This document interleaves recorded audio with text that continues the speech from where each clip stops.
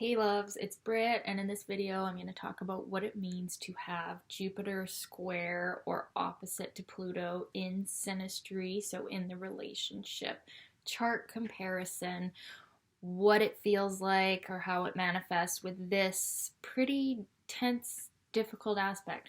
The square is a little bit more constantly frustrating and difficult, where the opposition can sometimes switch to be, really expansive, like lots of growth, and then totally irritating and frustrating. It kind of That's the difference between the square and the opposition in Synastry. The square is like a constant tension, and the opposition, it's like can flip from positive to negative, and it kind of goes back and forth.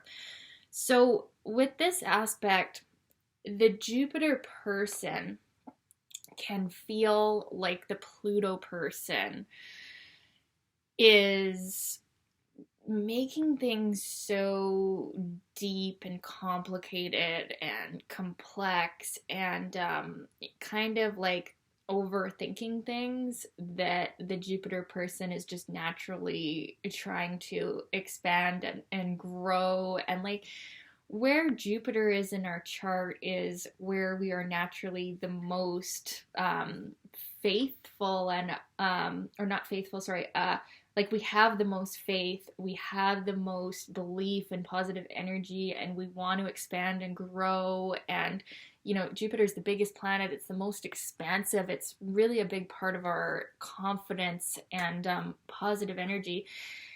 And then Pluto is actually kind of the opposite in a way, where it's where we are the most fearful and compulsive, and it's a lot more unconscious, and kind of paranoid than Jupiter. So when we have this aspect in Synastry, the Pluto person can really feel like the Jupiter person is reckless, and even in some cases like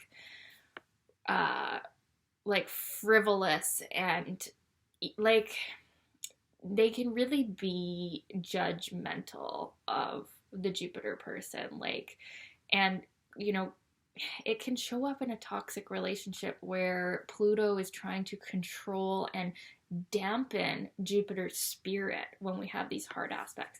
And Pluto doesn't mean to be doing that, because it's sort of a more unconscious energy, but they do it.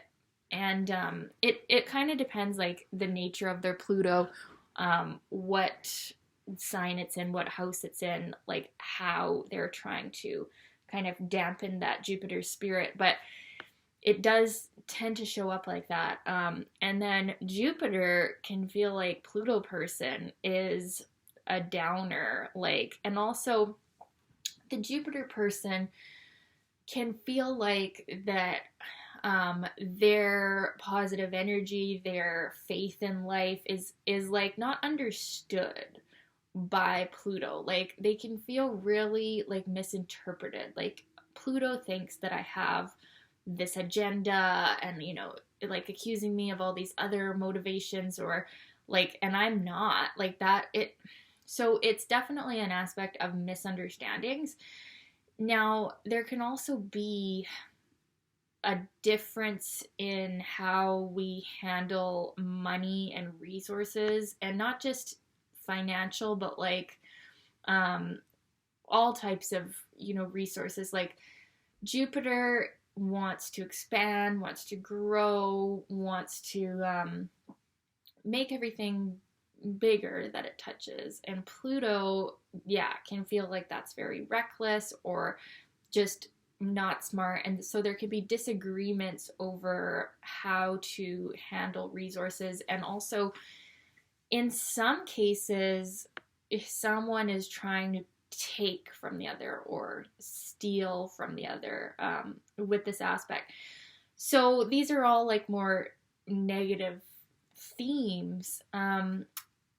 What can actually end up happening on the positive side of this aspect, because there's always, positive and negative, even with an aspect that's so difficult like this, is that the Jupiter person can become a lot more clear on, you know, their natural faith and expansiveness. And like, because of the Pluto person's kind of microscopic view of them, they can definitely get a more clear insight on where there may be over Jupiterian, or where there may be, you know, because Jupiter is an energy that can sometimes lack in self-reflection because it's such an outward energy. So the Pluto person is like shining that flashlight on them or putting them under the microscope, and so the Jupiter person can actually end up gaining more clarity on their Jupiter. And, you know, like for me with Jupiter and Sagittarius, when I've had someone's Pluto and Virgo, I actually have this aspect with my dad,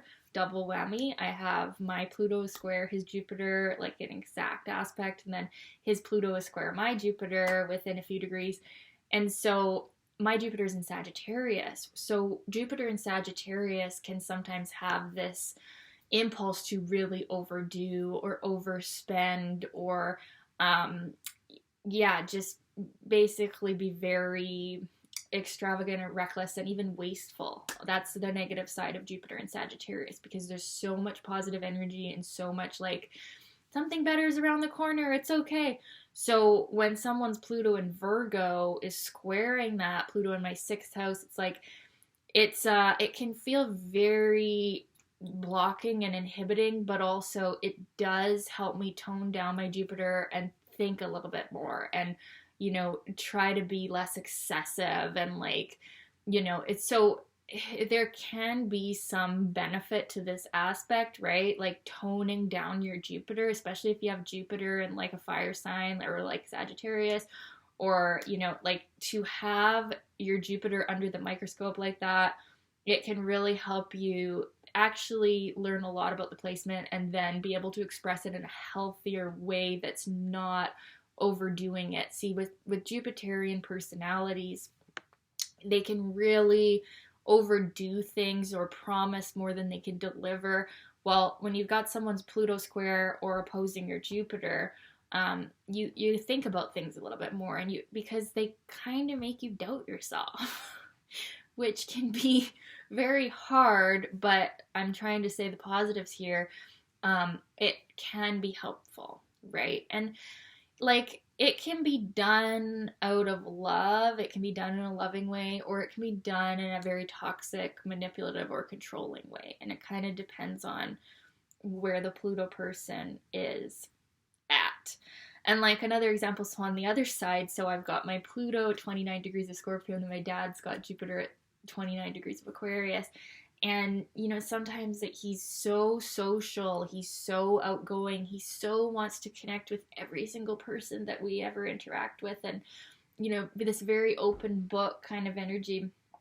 And sometimes that makes my Pluto feel very nervous and uncomfortable. Like, why did you just share that deep, dark secret of mine with this passing stranger? You know, like, it's like, ooh, that gives me the ick. My Pluto and Scorpio in the 8th house at 29 degrees. It's like, I've got things I don't want to share with everyone, right? And then my dad will just go and blab everything to whatever person at whatever coffee shop or whatever. So, but that also helps me grow and open up and, you know, share more of that 8th house version of myself. So that's just, you know, one example. And also resources can come up too. So like, there's a difference in that, right? But there can be, kind of like with this aspect, a combustion where like it explodes, but then you end up better off from it, because that's kind of how a square works, or an opposition works, is like there's so much tension, and then there's an explosion, and there's a big fight or something, and then now you're okay, and you've actually learned and grown a lot. And so aspects with Jupiter really teach us a lot. It's like big life lessons that end up helping us with our faith and positivity. And, you know, Jupiter is like the teacher, right? So this is a relationship that's growth oriented. And the Pluto person can really learn to open up more and not be so tight, like, and hidden and secretive, and like share more of their real self, because the Jupiter person is sharing without giving a shit. And so the Pluto person can really open up more if they allow themselves to stop hating the Jupiter person for being so out there. So there's some benefits, but it can also show up like I've had the opposition in a relationship that I feel like was actually super toxic and very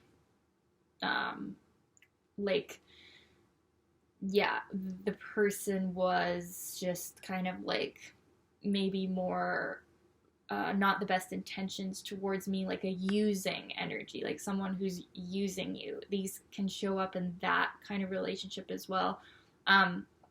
Specifically, I had the opposition show up like that. But in general, like as a whole, the opposition is, there's more of a potential for harmony there than the square. The square is like a constant tension. But like I said, like you can have this with a parent or in a relationship. Like sometimes you just have these aspects, right? And it's just showing part of the relationship's purpose is to help you grow and expand. And the Jupiter is learning to hone their Jupiter a little bit better, and the Pluto is learning to open up more. But it's not an easy process, and it can be very, yeah, like a combustion, like a fight, and yeah, it can be really toxic and controlling as well. So you have to look at everything, because this isn't going to be the only thing going on. This is just one aspect, but that's kind of how I've seen it show up. And it can be hard to remain faithful and hopeful with someone who has their Pluto square to your Jupiter or opposing your Jupiter, because they do just kind of dampen it. But if you must and you are in this relationship, that is how it could be reframed into being a positive thing, is they're helping you kind of tone it down, or, you know, yeah, they're putting it under a microscope. Yeah, so anyways, this video was requested. Let me know, you guys, your requests. I'm doing your requests. Let me know if you've had this aspect, how it felt. Was it like this? And yeah, we'll talk super soon. Thanks for watching, you guys. Bye. Love you.